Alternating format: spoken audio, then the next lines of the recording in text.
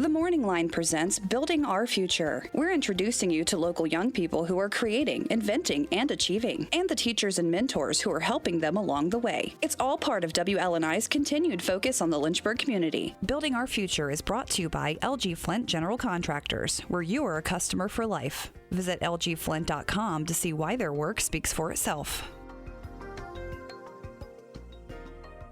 And we welcome to the program for Building Our Future, Joseph Hunter. He's 11 years old, and he's going to tell us about his unique sport, which he is excelling at, and also his dad, H.B. Hunter, is here as well. So welcome to both of you. And Joseph, you're 11 years old. You go to Concord Elementary, and your sport is combined driving. So tell us what kind of car do you have? Well, he has his driving partner is Dooley, the horse. So he's going to tell us about Dooley as well. And you want to know how Dooley got his name, but we'll get to that. Joseph, how did you get involved in what is combined driving, and how did you get involved in it? Combined driving is where we hook horses up to carriages and we take them around tracks and do certain things. Okay. I watched a little video. Your dad sent a video over to kind of explain more of what the sport is, and I saw how you could have one horse or two or four, but it's not a race. You're not racing against other people. You are leading your horse through these obstacle courses, basically, right? How did you get involved in it? My dad used to do it and still does, and I saw him doing it, and I decided to start doing it. So you're in the carriage, and your job is to lead your horse with the reins through all these obstacle courses. Yes. What is the you've had Dooley for, you were telling us, 2 years. Yes. How do you train for this? We, in the winter, if it snows or if it's too wet, we take him up and down the road. But if it's dry enough, then we do work around our barn. Do you kind of have a practice obstacle course set up at your barn, and do you change it from time to time, because you never know, right? What the course is going to be. So you were just up in Canada for a month. You were competing. Tell us what that was all about. I was competing at Bromont and Can-Am. Okay. And how'd you do? I did good. At Bromont, I placed First in your division. first in my division, and at Can-Am, I placed third in my division. So you've obviously gotten to this level where you're competing internationally because you're really good at it, right? I mean, tell us about some of the competitions you've been in. I do one in Florida at the start in March. This is your third year with that. It's my third year doing. It's called Live Oak International. Are you competing against other kids your age? Yes, and older. And older. Generally, in most of the competitions he does, he's competing in youth divisions. And usually the youth divisions are split into an older youth and a younger youth. So they'll be up to 12 years old in the younger youth, and then 13 to 16 in the older youth. And most of the shows that he does are that way. The Can-Am show, the most recent one he competed in Bécancour, Quebec, didn't have a youth division, and he competed in a division with adults and very seasoned adults, and did really well. Wow. Congratulations, Joseph. What's the hardest thing about combined driving? Getting your new skills down. Like what? Like what kind of skills? One-handed circles and diagonals. Why do they have to be one-handed?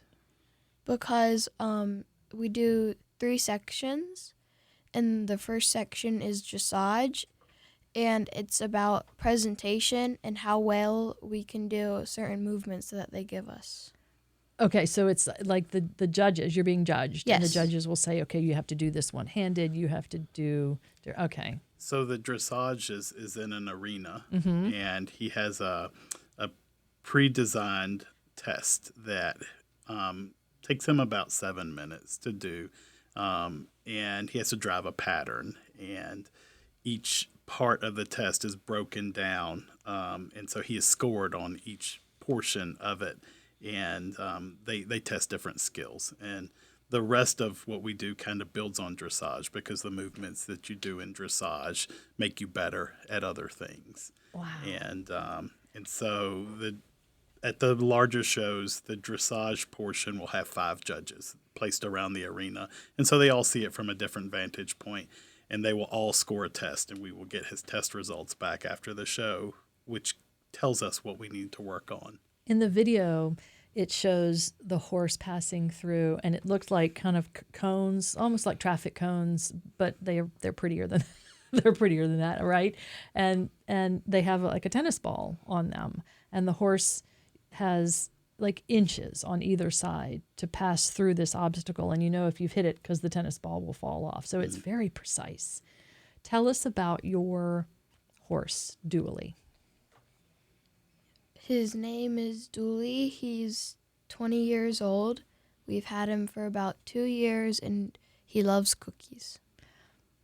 Sweet tooth like most horses, That made Biscuit smile. I suppose. Well, and you chose him 2 years ago, right? You chose this. Did you choose him because you wanted to? Is that when you started combined driving, or you knew you were getting into it? I started a little bit before that, Okay. but we needed something of my own for me to drive. Okay, so he was carefully chosen. Sounds like, and he already had the name Dooley. Now, Brian, why were you asking about that? Well, he's named after the style of truck.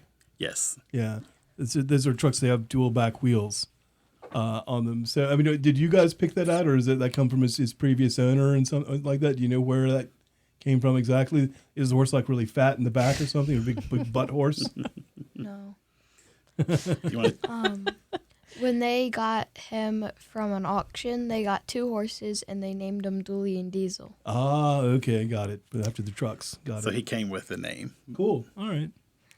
Well, tell us about your relationship with Dooley, because he's your partner. He is your driving partner, and you guys, he has to respond to what you're telling him. I mean, you guys have to be pretty tight.